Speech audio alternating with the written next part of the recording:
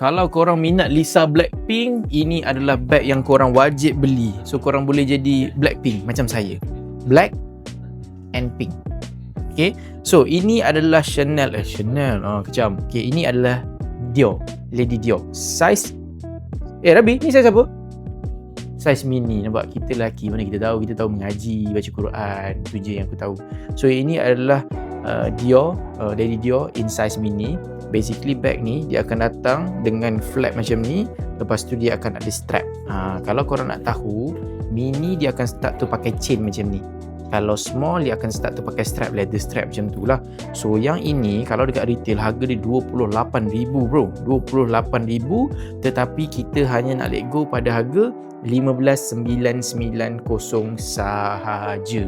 Korang boleh buat installment 12 bulan, 60 bulan, tidak ada masalah. Nak pakai Shopee Pay Later pun boleh, tidak ada masalah. Yang ini adalah original, authentic, bukan fufu, bukan petaling street. Condition like new.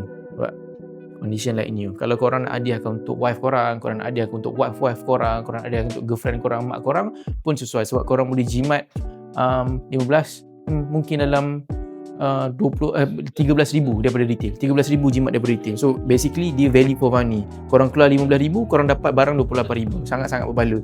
Dan anda kata moving forward korang nak jual balik pun, korang boleh jual pada amount yang sama. Sebab Lady Dior memang sangat susah nak turun.